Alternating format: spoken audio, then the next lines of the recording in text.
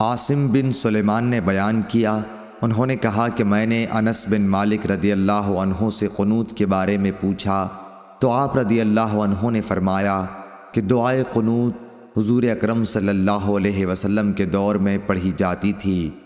میں نے پوچھا کہ رکوع سے پہلے یا اس کے بعد؟ آپ نے فرمایا کہ رکوع سے پہلے۔ عاصم نے کہا کہ آپ ہی کے حوالے سے فلاں شخص نے خبر دی ہے کہ آپ نے رکوع کے بعد فرمایا تھا۔ اس کا جواب حضرت انس نے یہ دیا کہ انہوں نے غلط سمجھا۔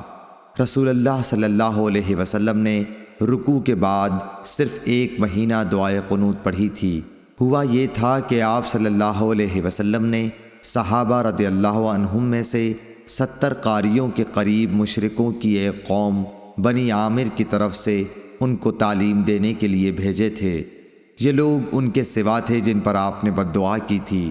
ان میں اور حضرت صلی اللہ علیہ وسلم کے درمیان عہد تھا، لیکن انہوں نے عہد شکنی کی اور قاریوں کو مار ڈالا۔ تو حضرت صلی اللہ علیہ وسلم 1 مہینے تک رکوع کے بعد قنوت پڑھتے رہے، ان پر بد دعا کرتے رہے۔ صحیح بخاری حدیث نمبر 1002۔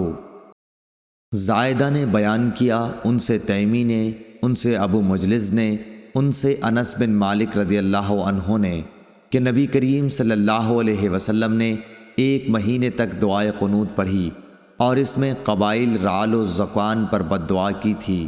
صحیح بخاری حدیث نمبر 1003۔ خالد حذا نے خبر دی، انہیں ابو قلابہ نے، انہیں انس بن مالک رضی اللہ عنہ نے، آپ نے فرمایا کیا حضور صلی اللہ علیہ وسلم کے عہد میں قنوت مغرب اور فجر میں پڑھی جاتی تھی؟ صحیح بخاری حدیث نمبر 1004۔